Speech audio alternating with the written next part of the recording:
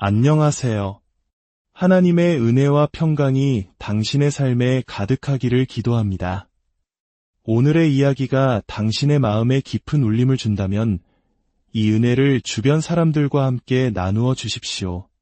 당신의 구독과 좋아요는 이 말씀이 더 많은 영혼에게 닿게 하는 귀한 섬김이 됩니다. 당신의 삶에 하나님의 축복이 늘 함께 하시기를 소망합니다. 우리의 삶에서 경험할 수 있는 가장 위대한 축복은 무엇일까요?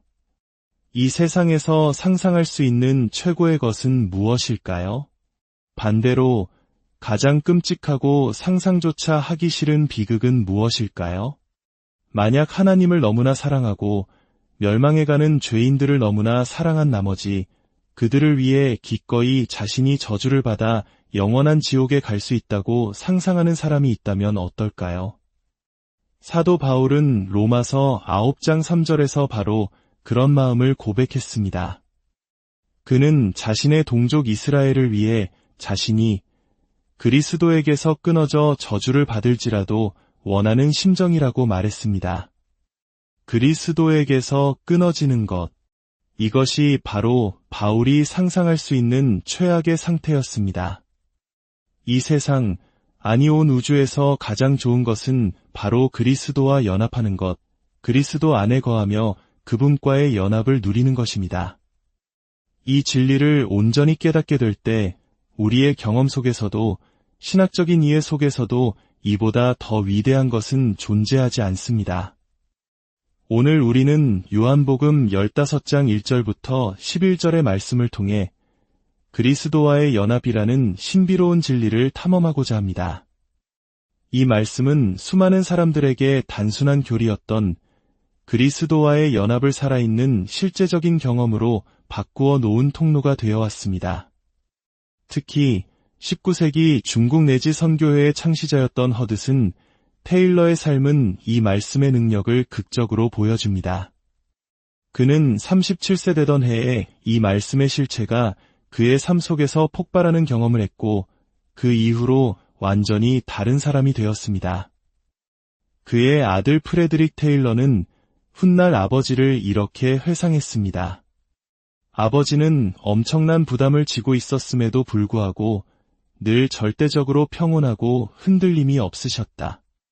죽음, 자금 부족, 폭동과 같은 끔찍한 소식이 담겨 있을지 모르는 편지 더미 앞에서도 그는 똑같은 평온함으로 모든 것을 읽고 답하셨다. 그의 평화의 이유는 바로 그리스도였다. 그는 그리스도 안에 거하며 그분의 존재와 능력을 힘입어 살았다. 이것은 요한복음 15장의 참된 머무름이었다. 이처럼 요한복음 15장은 우리의 신앙을 교리에서 삶으로, 지식에서 경험으로 이끄는 강력한 힘을 가지고 있습니다. 오늘 이 말씀을 통해 우리 각자의 삶에도 그리스도와의 연합이 더욱 깊어지고 그 안에서 참된 기쁨과 평안을 맛보게 되기를 간절히 기도합니다.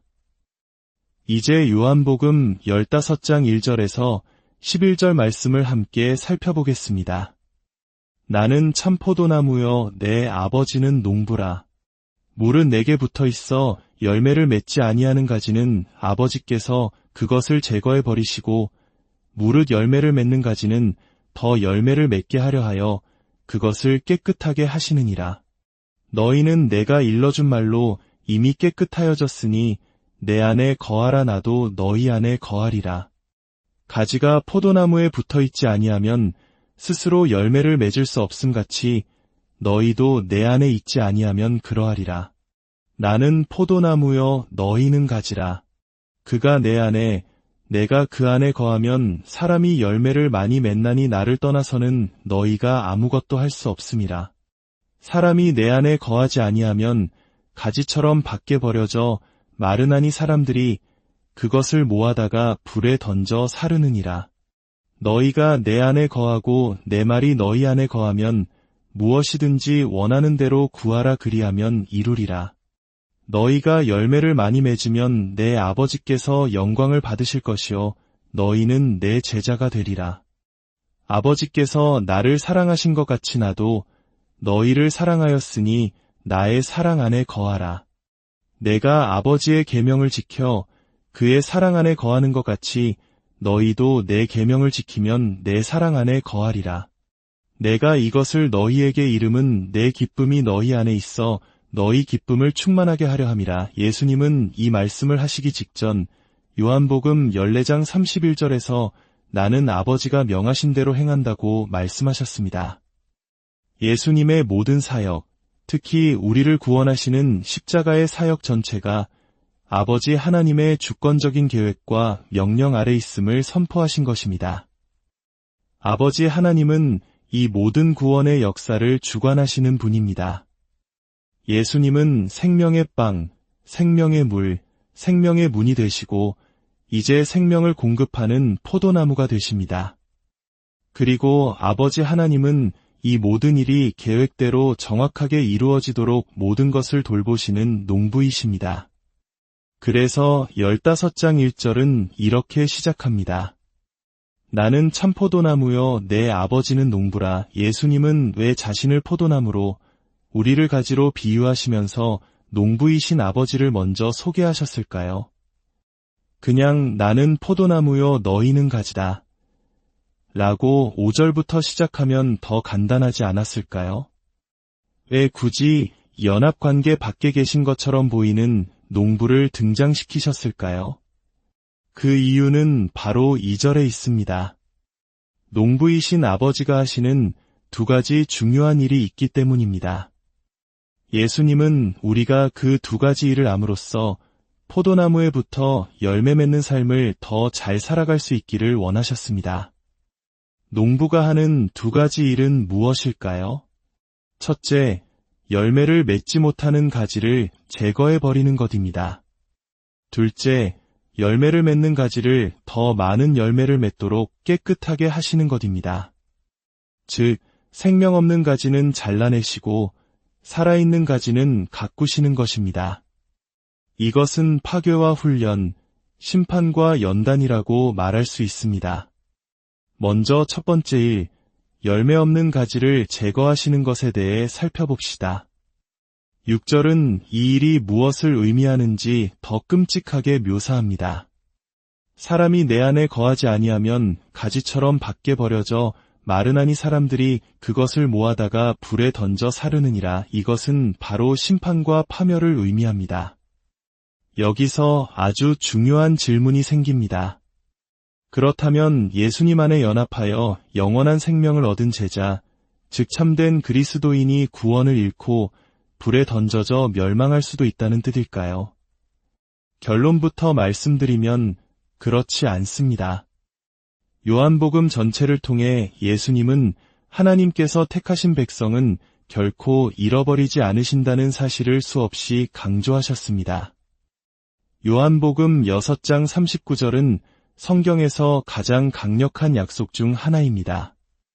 나를 보내신 이의 뜻은 내게 주신 자 중에 내가 하나도 잃어버리지 아니하고 마지막 날에 다시 살리는 이것이니라. 또 요한복음 10장 28절에서는 내가 그들에게 영생을 주노니 영원히 멸망하지 아니할 것이요 또 그들을 내 손에서 빼앗을 자가 없느니라고 말씀하셨습니다. 그렇다면 잘려나가는 가지는 누구일까요? 요한복음은 믿는다고 말했지만 참으로 믿지 않았던 사람들, 제자라고 불렸지만 결국 떠나버린 사람들이 있었다는 사실을 분명히 보여줍니다. 심지어 12제자 중 한 명이었던 가룟 유다는 예수님 곁에서 기적을 행하는 능력을 체험했지만 그는 처음부터 참된 제자가 아니었습니다. 그는 포도나무의 겉으로만 붙어 있었을 뿐 생명을 공급받지 못하는 죽은 가지였습니다.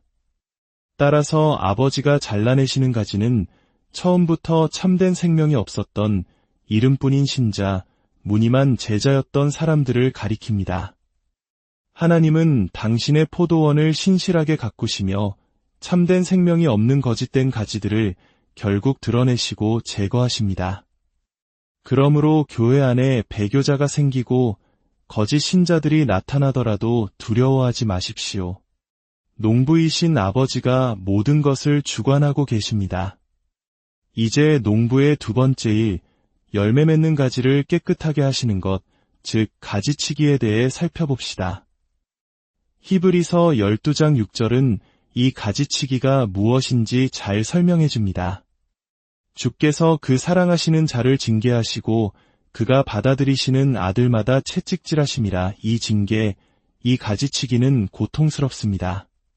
때로는 박해나 질병, 관계의 어려움, 깊은 상실감과 같은 모습으로 찾아옵니다. 어쩌면 우리 한국의 많은 성도님들은 이 말씀을 더욱 깊이 이해할 수 있을 겁니다. 전쟁의 폐허 속에서, 혹독한 가난 속에서, 혹은 IMF와 같은 국가적 위기 속에서 우리는 가장 어두운 시절에 오히려 하나님을 가장 뜨겁게 만났던 경험들을 가지고 있기 때문입니다. 예수님이 농부이신 아버지를 소개하신 이유가 바로 여기에 있습니다. 우리의 신앙생활은 단순히 우리와 예수님 사이의 내적인 교제만으로 이루어지지 않습니다.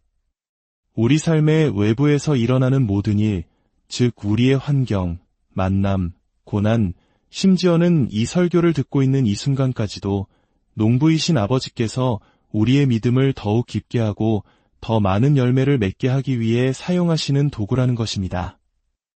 우리에게 닥치는 그 어떤 폭풍우나 시련도 농부이신 아버지의 통제를 벗어난 것은 없습니다. 아버지는 우리가 상상하는 것 이상으로 우리가 열매 맺고 주님과의 교제를 누리기를 열망하십니다. 그분은 우리의 삶이라는 포도원을 거닐며 모든 것을 주관하십니다.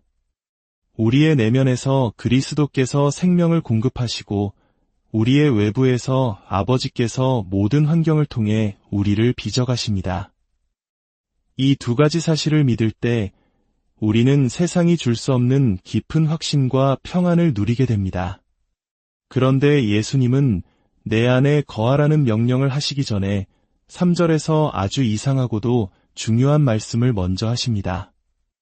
너희는 내가 일러준 말로 이미 깨끗하여졌으니 생각해 보십시오.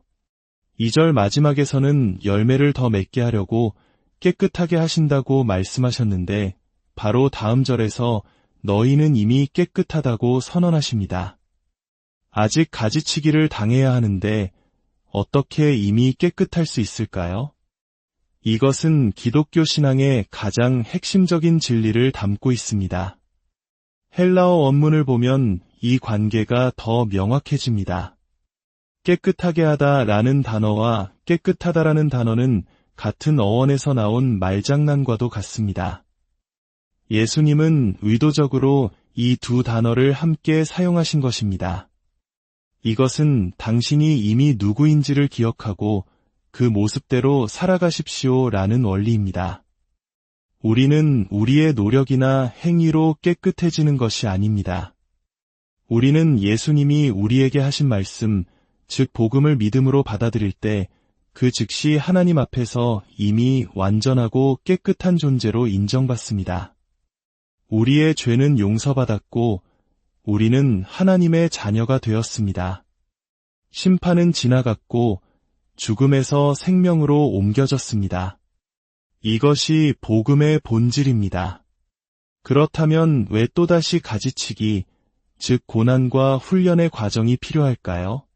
그것은 우리가 이미 깨끗해졌다는 사실을 삶으로 증명하고 우리의 존재에 합당한 모습으로 더욱 성숙해져 가기 위함입니다. 우리가 겸손하게 아버지의 가지치기를 받아들일 때 그것은 우리가 이미 포도나무에 붙어있는 살아있는 가지라는 가장 확실한 증거가 됩니다. 이제 모든 무대가 준비되었습니다.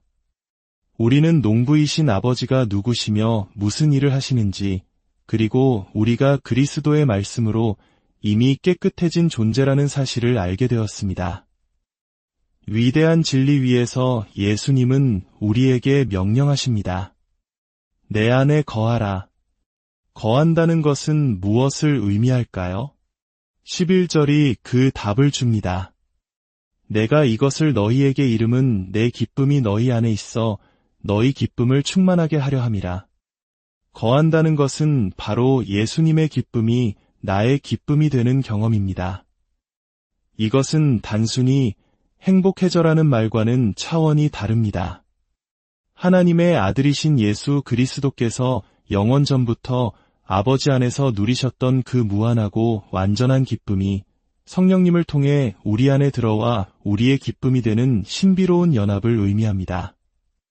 마찬가지로 9절과 10절은 사랑에 대해 말합니다. 나의 사랑 안에 거하라. 이것은 예수님의 사랑으로 사랑하는 것을 의미합니다. 그분의 용서를 경험하고 그 용서로 다른 사람을 용서하는 것입니다. 그분의 희생적인 사랑을 받고 그 사랑으로 이웃을 섬기는 것입니다. 내 안에 거하는 것은 추상적인 개념이 아닙니다. 그것은 매일의 삶 속에서 예수님의 기쁨으로 기뻐하고 예수님의 평강으로 평안을 누리며 예수님의 사랑으로 사랑하기를 의식적으로 선택하고 갈망하는 것입니다. 7절은 여기에 기도의 중요성을 더합니다. 너희가 내 안에 거하고 내 말이 너희 안에 거하면 무엇이든지 원하는 대로 구하라 그리하면 이루리라. 내 안에 거하는 것은 수동적으로 가만히 있는 상태가 아닙니다. 그것은 더 많은 열매를 맺기 위해 주님과 더 깊이 연합하기 위해 적극적으로 기도하는 능동적인 행위입니다. 농부이신 아버지가 가지치기를 하실 때 우리는 가만히 있기보다 기도를 통해 그분의 일에 동참해야 합니다. 하나님, 이 고난을 통해 제 안에서 더 많은 사랑과 기쁨의 열매가 맺히게 해주세요. 라고 기도하는 것입니다. 사랑하는 여러분, 그리스도와의 연합은 우리가 신이 된다는 의미가 아닙니다. 가지가 포도나무가 될 수는 없습니다. 그러나 가지는 포도나무의 생명과 수액과 모든 영양분을 공급받아 포도나무와 똑같은 열매를 맺습니다. 마찬가지로 우리는 그리스도 안에 거함으로써 그분의 생명, 그분의 기쁨, 그분의 평강, 그분의 사랑을 공급받습니다.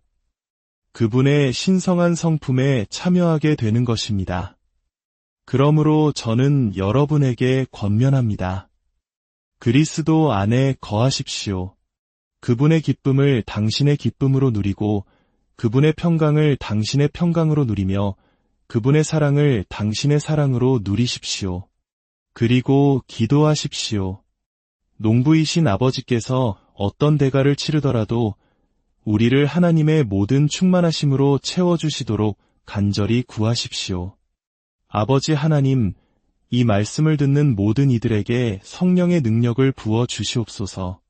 모든 성도와 함께 지식에 넘치는 그리스도의 사랑의 너비와 길이와 높이와 깊이가 어떠함을 깨닫게 하시고 하나님의 모든 충만하신 것으로 저희를 충만하게 하여 주시옵소서. 예수님의 사랑이 우리의 사랑이 되고 예수님의 평강이 우리의 평강이 되며 예수님의 기쁨이 우리의 기쁨이 되게 하여 주시옵소서. 우리 주 예수 그리스도의 이름으로 기도합니다.